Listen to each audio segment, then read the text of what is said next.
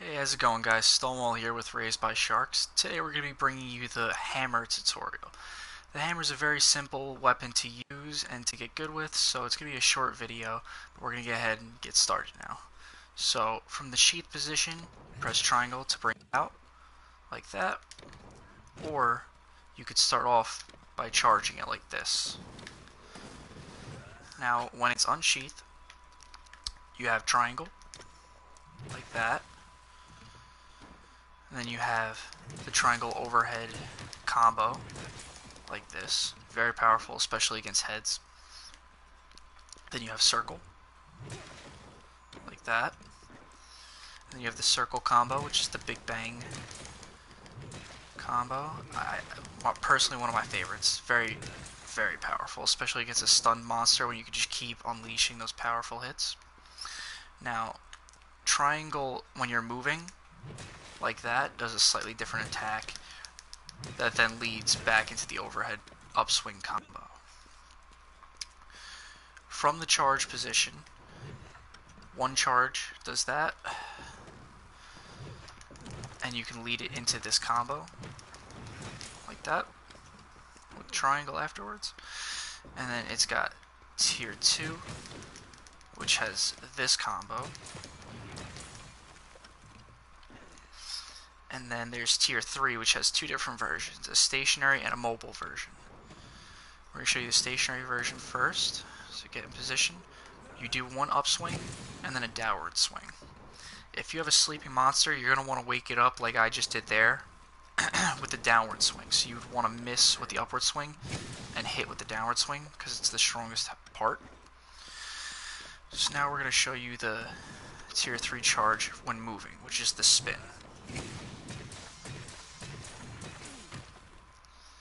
Now, within the spin, there's two things you could do. I'm going to show you the first one, which is stopping it early with triangle. And you get a smack almost.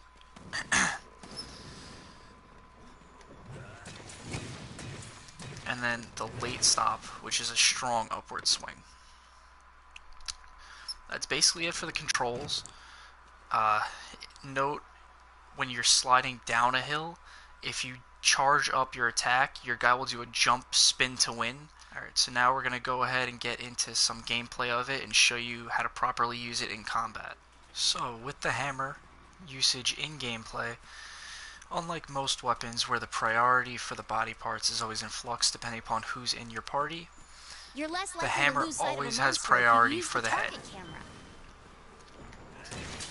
The reason for this is because hammer can deal massive amounts of damage to the head, breaks parts very easily, and because it does impact damage instead of stun damage, it can deal this. See how it's got the stars above his head? That's because you stunned him. So when you stun a monster, they're incapacitated for a little bit, and you can have the whole party just start messing them up. So you're always going to want to be hitting the head as the hammer user. If anybody else is really in your way, that's not your fault, that's on them. The hammer always has highest priority for the head, no matter who else is in the party. So, now, as a hammer user, you're usually going to be going for raw damage, so with 3 charge, you're going to want to do the stationary version, like this, for just raw damage. But if you have a hammer like the one I'm currently using that has a status on it, which in this case the status is paralysis, the spin is very effective because not only are you getting stun damage to the head, but you're also bringing him closer to the threshold to paralyze him again, like that. This is very useful for the party because it helps, again, have him stationary and have everybody set up to just unleash damage on him. My personal favorite attack when they're down is just the mashing circle for the big bang combo, because it has a wide range. It's fairly forgiving with missing by like 1/4 of an inch off their head. It'll still give you the hit. You hit with multiple hits, so again it triggers the status or element if you have that on the hammer, and gets in multiple stun hits. And it does a lot of impact damage to the head, triggering the next stun.